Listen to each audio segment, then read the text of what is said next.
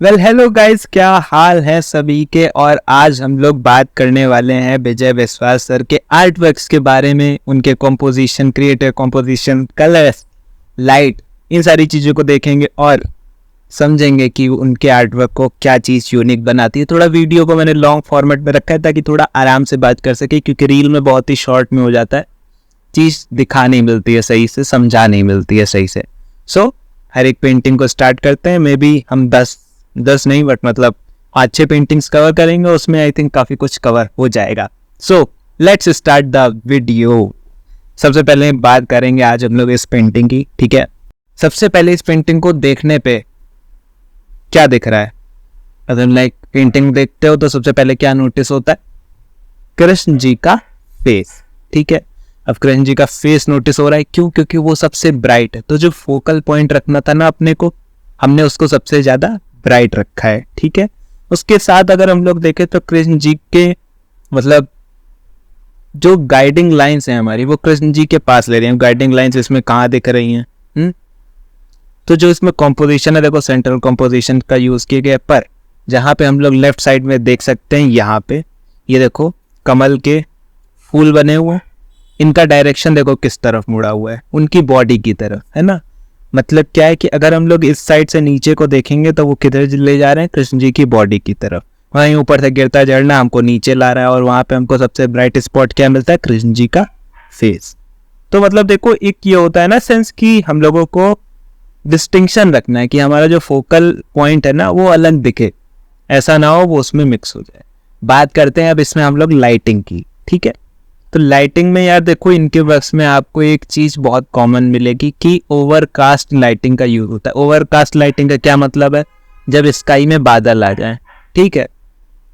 Overcast day में क्या होता है? लाइट बहुत सॉफ्ट हो जाती है, तो जो हाईलाइट से शेडो का ट्रांजिशन होता है ना, वो बहुत ही प्यारा और प्रॉपर होता है, ठीक है। तो ऐसे में क्या होता है? देखो अब शेडोज का ट्रांजिशन कहाँ पे आ रहा है? जो ये गर्दन है वो डार्क हो रखी है, ठीक है। तो जो गाल है वो ब्राइट हो रखा है। तो ब्राइट से डार्क एरिया में देखो कैसा सॉफ्ट सा ट्रांजिशन है, ठीक है। इसके अलावा इनकी पेंटिंग्स में तुमको रिफ्लेक्टेड लाइट का भी यूज बहुत अच्छे से देखने को मिलेगा। तो ग्राउंड का कलर क्या है? अरे अरे अरे ग्राउंड का कलर है ग्रीन। तो ग्रीन लाइट रिफ्लेक्ट करके शैडोज एरियाज को लिफ्ट कर रही है, हल्की सी लाइट, रिफ्लेक्टेड लाइट आ रही है वहां पे, है ना। तो रिफ्लेक्टेड लाइट का भी बहुत प्रॉपर यूज हुआ है, मतलब ध्यान रखा गया है। तो इससे ना एक मिस्टिकल सेंस अपीयर हो जाता है। क्या मिस्टिकल सेंस? मतलब जहाँ पे शेडोज बहुत डार्क ना हो, उनमें तुमको डिटेल पता चलिए। तो अगर कैमरा में अगर आप जरा सा भी फोटोग्राफी से रिलेट करेंगे तो उसमें एक HDR मोड होता है। तो उसमें बेसिकली क्या करता है? हाईलाइट्स को थोड़ा कम कर देता है, शेडोज को थोड़ा लिफ्ट कर देता है। तो बेसिकली फोटो में डिटेल ज़्यादा आ जाता है ना, स्काई ब्लू दिखने लगता है इंस्टेड ऑफ वाइट, शेडोज में कलर्स वगैरह आ जाते हैं, ये सारी चीज़ें हो जाती हैं। ओके, नेक्स्ट पेंटिंग देखो, वाटर कलर के लिए। तो मैंने कई सारी पेंटिंग्स एक्चुअली डाउनलोड कर ली हैं, तो लगातार बात करते हुए चलते हैं फटाफट से, ठीक है। तो इस पेंटिंग में भाई देखो क्या खास है। अब देखो वहां पे जो कैरेक्टरिस्टिक थी कि जो सॉफ्ट और ओवरकास्ट लाइट का प्रयोग था ना वहां पे, यहाँ पे उन्होंने हार्ड लाइट का यूज किया। पर यहाँ पे भी एक चीज कॉमन देखने को मिलेगी, रिफ्लेक्टेड लाइट। मतलब शेडोज है ना, वो कंप्लीटली शेडो नहीं मिलेंगे आपको, वहां पे आपको अच्छा खासा डिटेल देखने को मिल जाएगा, लिफ्टेड शेडोज। उससे पेंटिंग क्या है? HDR वाली प्रतीत होती है। प्रतीत होने का मतलब होता है अपीयर होती है, ठीक है। तो अभी देखो सनलाइट पीछे से आ रही है, तो जब भी सनलाइट पीछे से आती है या कोई भी लाइट पीछे से पड़ेगी तो वो एजेस पे एक रिम इफेक्ट बना देती है कि वहां पे एक आपको हाईलाइट की पतली सी लाइन मिलेगी। वो देखो काउज में जैसे यहाँ पे है ना, इस बर्तन में इस काउ के सींग और कान पे देख सकते हो, प्रॉपर देखने को मिल रहा है। और जो एरिया शेडो में होना था, जैसे ये पूरा ही एरिया शेडो में होना था काउ की बॉडी का, वहां पे उस चीज को लिफ्ट कर दिया गया है, ठीक है। लिफ्ट कर दिया गया, या हो सकता है लाइटिंग ही ऐसी हो वहां पे कि वहां पे आ रहा हो। बट जैसे इस स्पॉट में भी देख सकते हैं हम लोग प्रॉपर, अगर मतलब मैं होता तो इस स्पॉट को इस तरफ थोड़ा ज़्यादा डार्क करता है, बट यहाँ पे थोड़ी सी चीज़ें लिफ्टेड रखी गई हैं। इसके अलावा जब हम वाटर कलर की बात करते हैं तो उसमें मेरी एक थ्योरी है भाई, ठीक है। 3 हिस्सों में बांटना रहता है चीज़ों को। वैल्यूज़ को 3 हिस्सों में बांटो, शेप्स को 3 हिस्सों में बांटो। शेप्स को 3 पार्ट में बांटने का मतलब क्या है? बिग शेप्स, दिखा बिग शेप, ये जमीन पूरी बिग शेप है, ठीक है। मीडियम शेप्स दिखे, ये काऊ मीडियम शेप्स दिखे, स्मॉल शेप्स, ठीक है, ये आसपास से स्मॉल शेप्स दिखे। तो इन तरह के 3 शेप्स आपकी पेंटिंग में होने चाहिए, ठीक है। दूसरा वैल्यूज, 3 तरीके की वैल्यूज क्या होती हैं, एक लाइटेस्ट वैल्यू, एक मीडियम वैल्यू और एक डार्केस्ट वैल्यू, ठीक है। तो ऐसा नहीं है कि यहाँ पे डार्क वैल्यूज है नहीं, ठीक है, बट वो थोड़ी थोड़ी लिफ्टेड है। अब जैसे हमारा जो फोकल पॉइंट है वहां पे देखो क्या हो रहा है कि वैल्यूज का ट्रांजिशन सबसे ज्यादा क्रिस्प रखा गया है, ठीक है, सबसे ज्यादा क्रिस्प रखा गया है। तो वो इसको एक बढ़िया सी वाइब दे रहा है, जो इसके एटमॉस्फेयर में जैसी लाइटिंग है उसको बहुत अच्छे से दिखा रहा है, ठीक है। बात करें कलर की, तो कलर को मैं कहता हूं कि 3 हिस्सों में बांटना है, तो 60, 30 और 10 रूल में बांटो। बहुत ही फेमस रूल है, मेरा बनाया नहीं हुआ है पर बहुत ही फेमस है। 60, 30, 10 का मतलब क्या है, प्राइमरी कलर 60%, ठीक है। तो यहाँ पे अर्दी टोन्स जो देख सकते हैं ना हम, अर्दी टोन्स वो 60% है, ठीक है, लगभग ऐसा नापने मत बैठ जाना। और फिर 30% क्या है, कॉम्प्लीमेंट्री टोन्स, मतलब जैसे जो ब्लूज वगैरह देख सकते हो, हल्का हल्का ग्रीन्स देख सकते हो, येलोज में मतलब थोड़ा सा काम है। और एक्सेंट्स का है, जैसे देखो ये रेड जो है ना ये 10% है, यहाँ पे एक्स्ट्रा ब्लू लगाया प्योर कलर, ठीक है, वो 10% है। इस प्रकार से हम लोग अपना कार्य करते हैं 3 भागों में बांट के, ठीक है। इस पेंटिंग में देख सकते हैं वही चीज है, ठीक है। शेप्स को बांटे, बड़ा शेप स्काई, ये बिल्डिंग बड़ा शेप, ठीक है, ये नीचे खाली स्पेस बड़ा शेप, ठीक, निगेटिव स्पेस पॉजिटिव स्पेस वाला ध्यान रखा गया है बेसिकली, ठीक है। 3 शेप हो गए हमारे, मतलब बड़े बड़े 3 शेप हो गए। उसके बाद मीडियम शेप्स कहाँ आ रहे हैं, मीडियम शेप में ये आ गई हमारी बिल्डिंग, ठीक है, इस बिल्डिंग का ये वाला हिस्सा आ गया, ये वाला हिस्सा आ गया। स्मॉल शेप्स क्या आ गए, ये कपड़े लटके हुए हैं, ये आदमी लोग हैं, ये स्कूटीज वगैरह है ना, ये स्मॉल शेप्स आ गए। इसके बाद हम लोग वैल्यूज को 3 पार्ट में डिवाइड करते हैं, ठीक है। तो लाइट वैल्यूज देख सकते हैं, जो लाइट पड़ रही है सनलाइट, ठीक है। मीडियम वैल्यूज कहाँ कहाँ है, जैसे इस पे है, ठीक है, स्काई है हमारा मीडियम वैल्यू, ठीक है, ये साइड में मीडियम वैल्यू है। और डार्कर कहाँ है, ये फोरग्राउंड में डार्क है ना, जहाँ पे भी मतलब बेसिकली प्रॉपर शेडोज है वहाँ पे डार्कर वैल्यू है। तो इस तरीके से 3 शेडोज हो गई। कलर्स की बात करें, प्राइमरी कलर कौन सा है यहाँ पे, ब्लूज है ना। सेकेंडरी कलर्स कौन से, प्राइमरी कलर कहने का, ब्लू कहने का मतलब है प्राइमरी जो 60% यूज हुआ है, ठीक है। 30% क्या यूज हुआ है, रेड टोन्स, और 10% क्या यूज हुआ है, एक्सेंट्स। एक्सेंट्स में जैसे हमारे प्योर कलर आ जाते हैं, येलो ग्रीन वगैरह वगैरह। अब हो सकता है आर्टिस्ट जो है उसने ऐसा सोच के ना किया हो, पर विश्वास मानो जब करने लगते हैं ना काम, ये सारी चीजें अपने आप होने लगती हैं। If you practice more and more and more, ठीक है, आफ्टर सीइंग द वर्क्स। इस वर्क के बारे में मैं क्या ही बात करूं, अगर क्रिएटिव कॉम्पोजिशन को समझना है तो वो ऐसे ही वर्क से हम लोग समझते हैं, ठीक है। क्रिएटिव कॉम्पोजिशन का मतलब क्या होता है, क्रिएटिव कॉम्पोजिशन पे आई थिंक पूरा एक अलग से वीडियो ही बनाने वाला है। क्रिएटिव कॉम्पोजिशन का इन शॉर्ट मतलब होता है कि रचनात्मक संयोजन, कंपोज करना क्रिएटिवली, अपने अकॉर्डिंग एलिमेंट्स को इधर उधर अरेंज करना, उनको एक दूसरे के अकॉर्डेंस में लाना। बेसिकली मतलब वो रियल लाइफ से इंस्पायर्ड हो सकते हैं, बट लाइक एकदम कॉपी नहीं हो सकते, डेटा कॉपी। जैसे प्लेन एयर में लगभग इंस्पायर्ड फ्रॉम रियलिटी ही होता है, ठीक है, थोड़ा बहुत इधर उधर करते हैं। बट यहाँ पे हम लोग अपनी पूरी इमेजिनेशन का यूज करें, एलिमेंट्स को अरेंज करना, उनके रिलेशन को स्थापित करना, कंपोज करना, ये सारी चीजें क्रिएटिव कंपोजिशन में आ जाती है। इसके बारे में कभी डिटेल में बात करेंगे। वही जैसी हम लोगों ने बात करी, जब भी सर एक्रेलिक्स में काम कर रहे होते हैं, कौन सी सॉफ्ट लाइटिंग होती है, ओवरकास्ट लाइटिंग होती है। ओवरकास्ट लाइटिंग में हमारे सब्जेक्ट पे प्रॉपर लाइट पड़ रही होगी, जो ट्रांजिशन होगा शेडो और हाईलाइट का वो बहुत ही स्मूथ होगा। फॉर एग्जाम्पल यहाँ पे देख सकते हैं लाइट का ट्रांजिशन शेडोज में बहुत स्मूथ है, और शेडोज लिफ्टेड हैं कैसे, रिफ्लेक्टेड लाइट के थ्रू, ठीक है। तो ये सारी चीजें एक मिस्टिकल अपीयरेंस देती है चीज को। बाकी क्रिएटिव कंपोजिशन की बात क्या करें, आप इसको खुद ही देख सकते हैं कि एनाटॉमी समझना है ना, अलग अलग भगवानों के चेहरे बनाना है ना, उनके अवतार से रिलेटेड चेहरे बनाना वगैरह वगैरह, ये सारी चीज़ें आप बहुत ही प्रॉपरली देख सकते हैं। इसके अलावा आप कलर्स को एक सिंक्रोनाइज्ड वे में रखा गया है ना, एक चीज अगर बात करें कलर्स के बारे में तो यहाँ पे रेड का उपयोग देख सकते हैं, मतलब जो भी हमारे विष्णु जी हैं उनके मतलब मेन कैरेक्टर के पीछे, है ना, मेन कैरेक्टर बता रहे बॉडी के पीछे, यहाँ पे हम लोगों को रेड कलर का यूज दिख रहा है, बट उनकी जो बॉडी है वो ब्लू कलर की है ना, तो वहाँ पे थोड़ा सा उसको कॉम्प्लीमेंटेशन दिया गया है कि वो थोड़ा उभर के आए। अब बात करते हैं इस आर्ट वर्क के बारे में। The train scenes are very famous, है ना, उनके ट्रेन सीन्स को पीएम हाउस में भी लगाया गया है, अलग अलग जगह पे काफ़ी सम्मानित भी किया गया है और काफ़ी पसंद भी किया जाता है, क्योंकि एक यूनिक सब्जेक्ट बन जाता है, हर कोई पेंट नहीं करता है जनरली। बात करें तो स्काई से ही शुरू करते हैं, चलो ठीक है। तो स्काई में देख सकते हो बादल है। अब बादल होने का क्या मतलब है, ओवरकास्ट डे। ओवरकास्ट डे होने का मतलब क्या है, सॉफ्ट शेडोज होंगी, सॉफ्ट ट्रांजिशन होगा highlight to shadows as usual. Reflected light होगी, वो इस पेड़ में बहुत आराम से देख सकते हैं, क्योंकि अगर लाइट पीछे से आ रही, दिस पेड़ would have been dark, this पेड़ would have been dark, but because of reflected light and his technique और his inclination towards lifting shadows created this tree to look like कि मतलब ये भी लेट है सामने से, है ना। तो अब देखो कहीं कहीं पे येलोज वगैरह है तो वो क्या है, रिफ्लेक्टेड लाइट है, पड़ रही है तो वो ब्राइट है एरिया।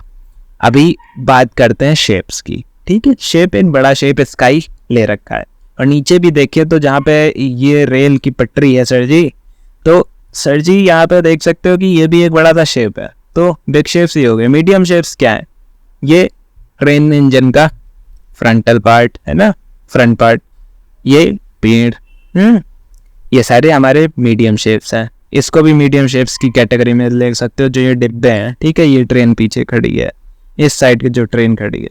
और स्मॉल शेप्स क्या है, ये लोग, है ना, ये लोग, ये सब स्मॉल शेप्स के अंडर आ जाते हैं। तो ये एक इंटरेस्ट बनाए रखता है, आपके पास ठहरने की भी जगह है, आपके पास कुछ खोजने की भी जगह है ना। इसके अलावा डेप्थ का यूज बहुत बढ़िया किया जा गया है, मतलब सीन को जो कंपोज किया गया है ना वो बहुत ही प्रॉपर है कि हमारा जो मेन सब्जेक्ट क्या है, मेन फोकल पॉइंट क्या है, वो है ये एरिया, ठीक है। कि ट्रेन आई है प्लेटफॉर्म पे एंड पीपल आर गोइंग, मतलब बोर्डिंग द ट्रेन और लीविंग द ट्रेन वगैरह वगैरह। Okay, this painting, again this painting में भी हम लोग वही बात करेंगे कि जो कंट्रास्ट है वो यहाँ पे है, ठीक है, जो हमारा मेन एरिया ये है। शेप्स की बात करें, देखो big shape and big shape, okay. Medium shape का है, medium shape and we can consider this also as a medium shape, okay. Small shape का है, these are all small shapes. Highlights को लिफ्ट करके रखा गया है, और यहाँ पे वाटर कलर में as usual crisp highlight, crisp sunlight का यूज हुआ है, ठीक है, बेसिकली। तो वही चीज है, कलर्स का भी 3 भागों में बांट सकते हैं। कैसे, देखो सबसे पहले एक है कि कह सकते हैं न्यूट्रल कलर्स का यूज ज्यादा हुआ है इधर, है ना, 60%। 30% कौन से कलर दिख रहे हैं,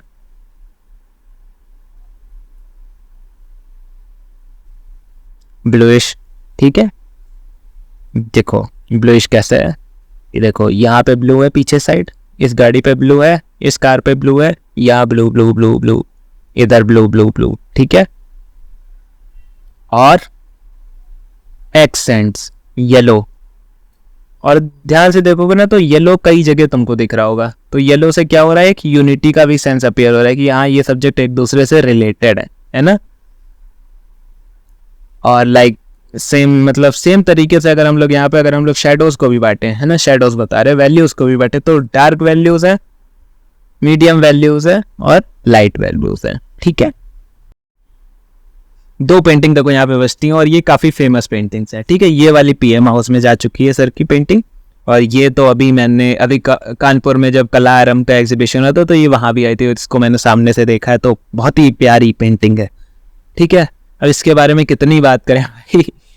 अब देखो सबसे पहले अगर हम लोग जो मेरी टेक्निक है वहीं से तोड़ते हैं, ठीक है। बिग शेप मतलब 3 हिस्सों में डिवाइड करना हर चीज को। बिग शेप क्या है, देखो ये स्काई में देख सकते हैं क्या, कौन सा कलर है, येलोइश कलर है, साथ में क्लाउड्स हैं, तो ओवरकास्ट डे हो गया। दूसरा बिग शेप क्या है, ये वाला देखो शैडो शेप है जो पूरा, है ना। ये 2 बिग शेप हो गए, और यही हमारे निगेटिव स्पेस है जहाँ पे कुछ नहीं है, तो आंखों को थोड़ा सा स्पेस है रुकने का कहीं पे, है ना, रेस्ट करने का बेसिकली, है ना। तो पहले चीज तो बिग शेप हो गई। अब मीडियम शेप में क्या आ जाता है हमारा, मीडियम शेप में आ जाता है ये मोर, है ना, और ये कृष्ण जी का बाल रूप, और ये बछड़ा, ठीक है, बछड़ा या गाय जो भी हो। ओहो नहीं नहीं नहीं, कॉपी नहीं करना है, ठीक है। तो ये हमारा मीडियम शेप्स में आ गया। स्मॉल शेप्स में क्या आ गया, ये पीछे का ट्री वगैरह, है ना, ये ट्री आ गए, ये बच्चे आ गए, ग्वाले, है ना, और ये इधर का पेड़ आ गया। ये सारे हमारे मीडियम शेप्स में आ गए। तो मीडियम शेप्स में स्मॉल शेप्स में आ गए। तो हम लोगों ने 3 पार्ट में डिवाइड कर दिया शेप्स को, बिग, मीडियम एंड स्मॉल, ठीक है। This warm and cold transition of reflected light, ठीक है, क्योंकि लाइट आ रही है पीछे से हमारी, और यहाँ पे हम लोगों ने शैडोज को लिफ्ट किया है, हम लोगों ने मतलब सर ने शैडोज को लिफ्ट किया है।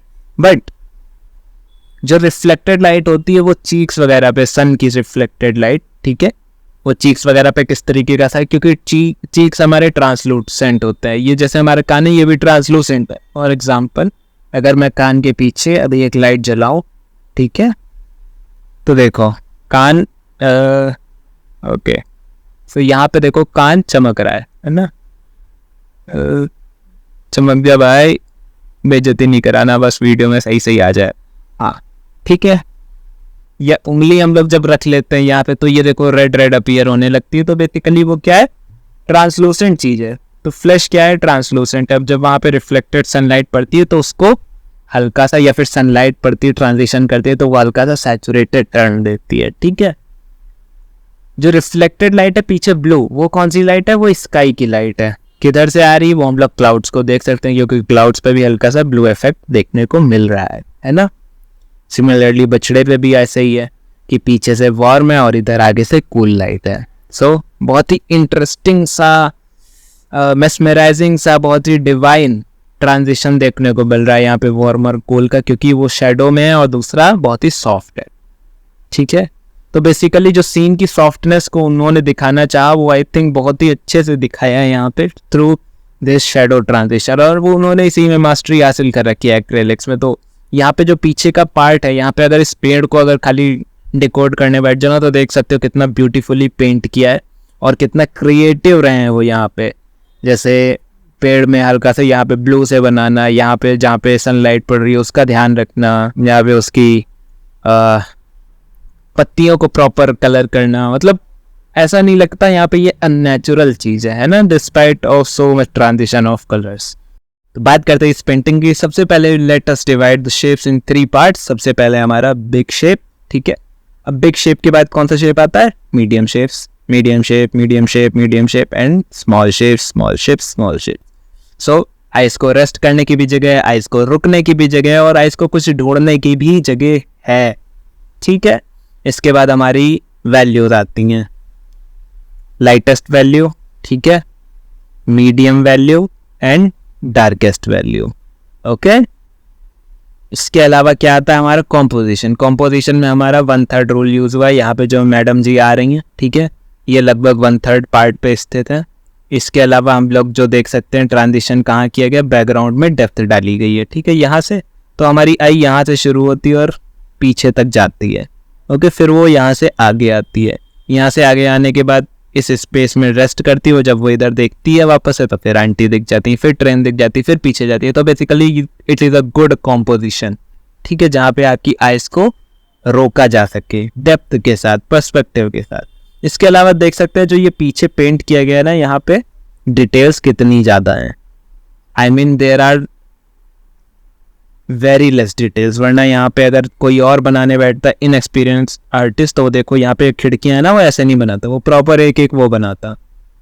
लियोनार्डो दा विंची वगैरह के वर्क देखेंगे, ठीक है, तो उनमें भी कुछ ऐसे ही है। क्या रेम्ब्रांड का वर्क देखेंगे, ठीक है, रेम्ब्रांड आर्टिस्ट जो थे उनके वर्क देखेंगे तो उसमें रियलिज्म तो दिखता है, बट वो एक्सप्रेशन से, एक्सप्रेशन से कहते हैं, जब उनकी पेंटिंग को पास से देखोगे तो बहुत ही एब्स्ट्रैक्ट शेप्स हैं, बहुत ही एब्स्ट्रैक्ट ब्रश मार्क्स का यूज करके उस ओवरऑल फील को लाया गया। तो वो एक अलग ही चीज होती है और वो बहुत ही एक्सपीरियंस के साथ आती है, ठीक है। इसी के साथ विदा लेते हैं। आई होप आपको ये वीडियो पसंद आया होगा, और पसंद आया तो ऐसे ही वीडियोस के लिए थोड़े और सजेशन देते रहिएगा। ठीक है, चलो बाय बाय।